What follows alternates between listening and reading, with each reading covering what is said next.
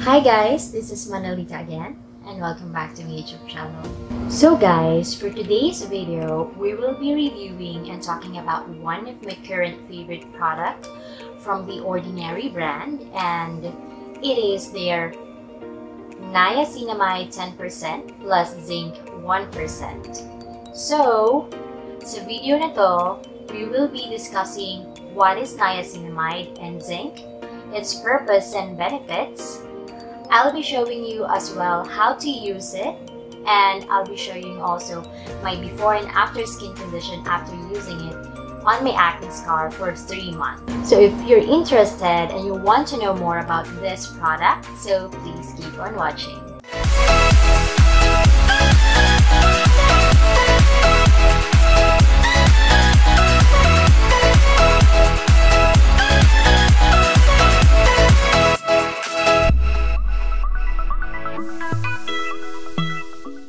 So let's start by defining what is niacinamide. Niacinamide is a form of vitamin B3. There are actually many names that refer to vitamin B3. Minsan, tinatawag itong niacin, niacinamide, nicotinamide, kinakakalito siya, di ba? But vitamin B3 is present in food, which is called niacin. It is essential because it helps change the carbohydrates into the fuel that our body needs. So, yung mga pagkain na nag-i-include ng vitamin B3 are chicken, fish, liver food, mushroom, eggs, and green vegetables. So, para mas madali natin maintindihan, when we refer to food and supplements, it's known as vitamin B3 and niacin. Pero, pag we are talking about skincare products, it is known as niacinamide or nicotinamide. Niacinamide is a water-soluble vitamins, meaning hindi siya nadi-dissolve sa oil. Usually, you can find it in water-based serum, moisturizer, and also mask. So perfect siya to anyone na ayaw sa oily or oily solvent products. It is also one of the most stable active ingredients with pH of around neutral. So meaning, hindi siya acidic, hindi siya irritating, and it works well basically in all skin types. It is also easily absorbed by the outer layer of the skin, and it helps the acid mantle healthy, which means you can get softer and glowing skin without any sort of irritation that other chemicals or active ingredients can give you. So, let's now talk about what are the benefits of niacinamide. Actually, there's a lot. It is like the MVP of the skincare. It actually improves the skin barrier function, decrease skin hyperpigmentation, reduce fine lines and wrinkles, decrease redness and blotchiness, and improve skin elasticity. So basically, nasa kanya na lahat ng hinahanap natin for the entire skincare routine, but it is all-in-one ingredients. So unang benefit nito is brightening, lightening, and hyperpigmentation. Niacinamide reduces color or pigmentation by disrupting one of the key enzymes that produce melanin. But on the bad note, melanin is also produced by the skin in response to damaging sunlight and UV rays, which is why kailangan talaga natin mag-apply ng sunscreen kasi kapag hindi, we will have spots and freckles.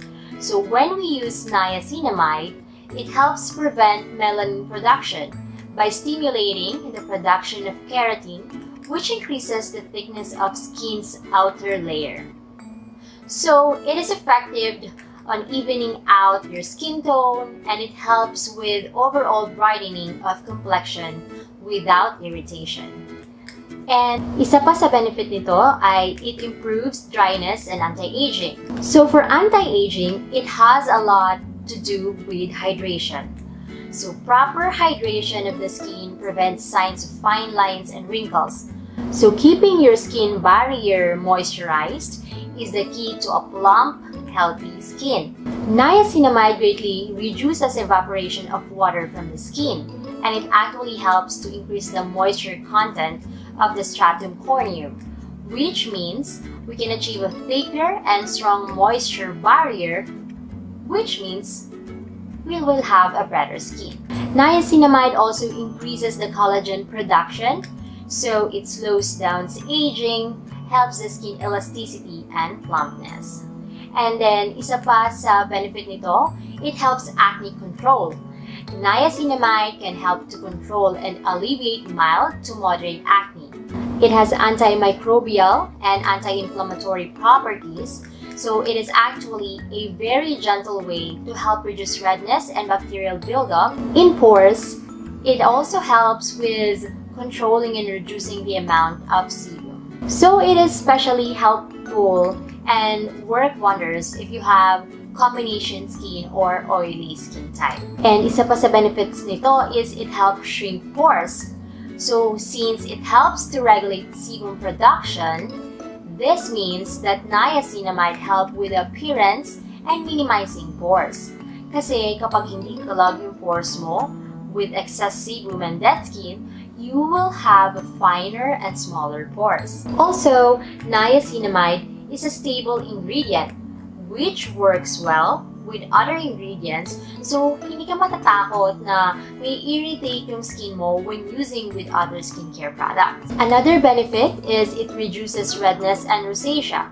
So niacinamide can improve blotchy redness and skin conditions like rosacea. And isa pa sa benefits nito, it fights free radicals.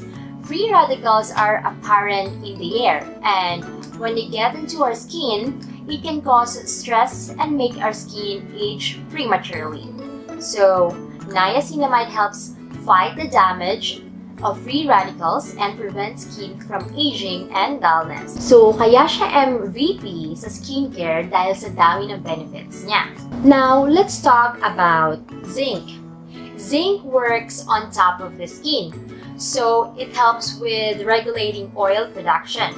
It also thought that zinc kind of regulates certain enzymes and fatty acids.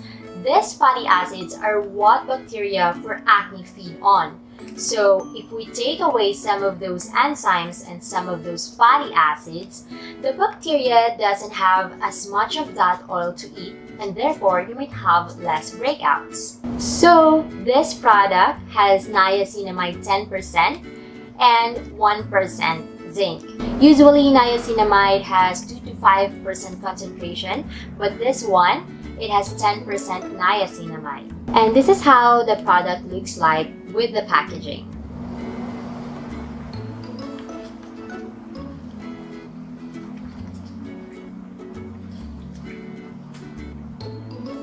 Nabili ko to sa Lazada, and I will be linking down below the price and kung saang merchant ko siya nabili, since there's a lot of fake ordinary products out there. So you have to make sure na legit yung mabibilan nyo. Let me show you the bottle as well. So ayan, ganyan yung itsura niya. If mapapasin nyo, yung packaging niya is the same dun sa AHA BHA peeling solution.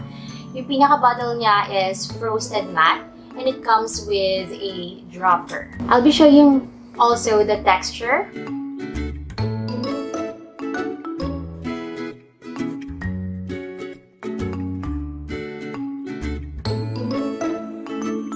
And it's a little bit tacky but not oily. Let's now move on how to use the niacinamide. It has a little to no side effect at all. It can be used at high percentages and it still be well tolerated by the skin even if you are very sensitive. You can actually use it along with other active ingredients. Yes, you can use it with vitamin C derivatives. Take note guys, vitamin C derivatives only. Don't use it with a pure form of vitamin C. Para makasure kayo, you can check the ingredients at the back. So if it says L-ascorbic acid, ethylated L-ascorbic acid, L-ascorbate, basta yung may mga word na ascorb, it means it is a pure form of vitamin C. You can use this product in the morning and evening, and you can use it daily as well. So pag ginamit mo siya, you have to make sure na malinis yung face mo using your favorite facial wash. Then, you may use your toner and essence if you have. Then, you can use then you can now use this niacinamide before your moisturizer. I recommend it to use it for 1 to 3 drops for the entire face and neck. And napansin ko talaga na nagpo-foam yung product na to. But it will become noticeable and visible when rubbing it into the skin. So this is why I would definitely recommend patting it into the skin instead of rubbing it. You may also come across an issue called peeling. Peeling happens when you are rubbing a skincare product on your skin and it never quite soaks in. As you rub it in, the product is peeling or collecting on the top of the skin. So initially, yung paggamit ko sa kanya ay nirarub ko siya sa face ko before. And nagpipiling talaga siya, yung parang buo-buo like dandruff texture. Kaya akala ko nung una is hindi nag-get well masyado yung mga other skincare products ko. But when I use it, and patting lang yung ginawa ko, hindi na siya nagpeeling. Also, you should give it a time to fully soak into the skin and do not wash it off.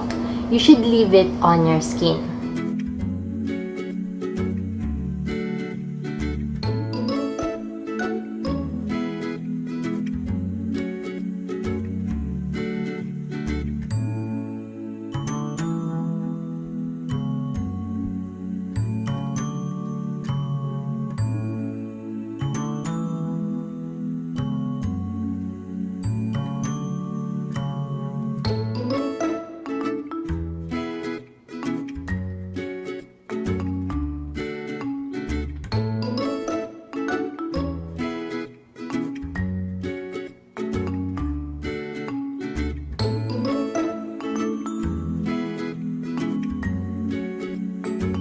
So, every time nagtatry ako ng mga products, I am making sure na tinatry ko siya for minimum of 1 month para makita ko talaga yung result.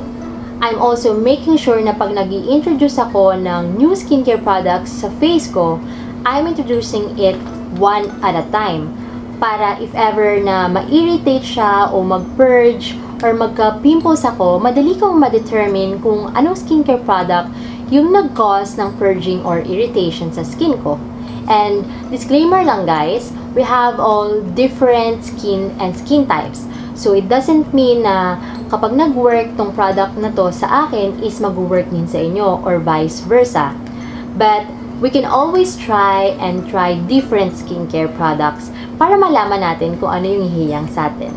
So for this one, I'm already using it for 3 months. And let me show you my before and after photo. So before, napansin ko na sobrang visible and clogged yung pores ko sa nose area.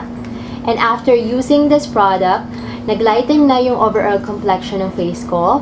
It really minimizes my pores as well. Mas naging even din yung skin ko eh hindi na masyadong clog yung pores ko, especially sa bandang ilong. And kung papansin nyo, yung acne scar ko, naglighten na yung kulay niya. So, would I recommend it? Definitely yes. I'm now considering this as one of my favorite skincare product since it made a significant difference sa skin ko.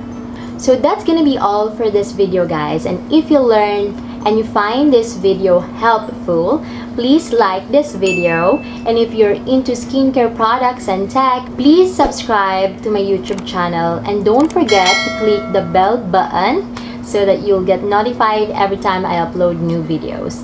Thank you for watching guys, and see you in my next video. Goodbye! God bless!